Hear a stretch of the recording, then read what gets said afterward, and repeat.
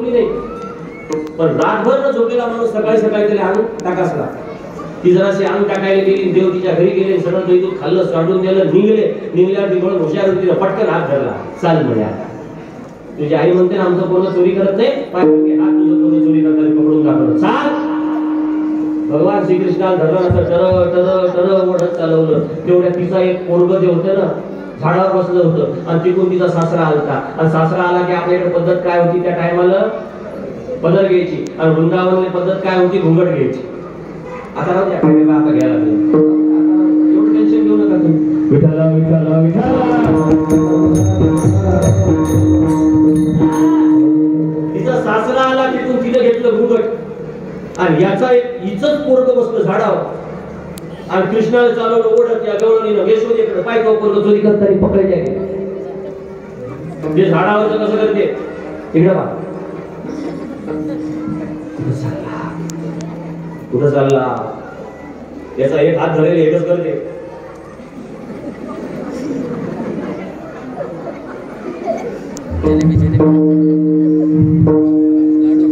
गुलाबजामुन जिलेबी जेवायला झाडावर ज्याचं मन लागलं तिकडेच करते.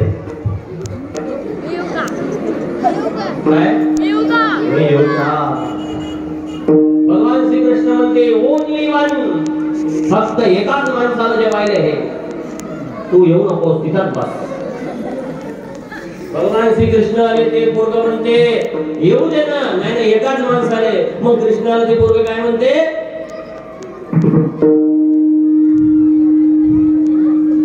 समजलं तुम्हाला,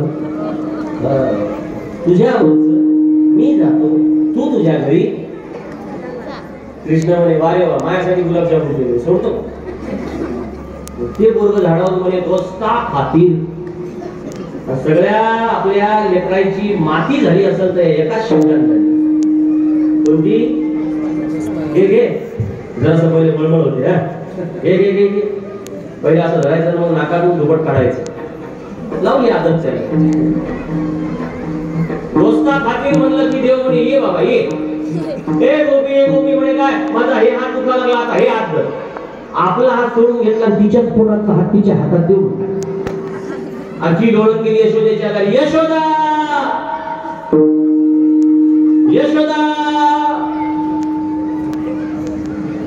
यशोदा दारी आली. यशोदेच्या सोबत 50-60 बाया दारी आल्या. कारण भागवताला बाया बोलवा लागते, पण भांडण काय बोलवायचं. कोणती बाईला असं आमंत्रण असते का आम्ही 2 शेजारनी भांडणं करणार, दुपारी 2 वाजता सहपरिवार या. हुंडा जर करत असते तर हात मागे करून जाते.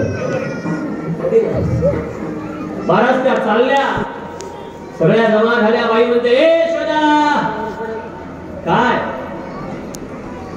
काय तुझा पोरगा रंगे हात चोरी करता करता पकडून दाखवलं मी, रंगे हात. यशोदा म्हणते अगं घुंगट उचल.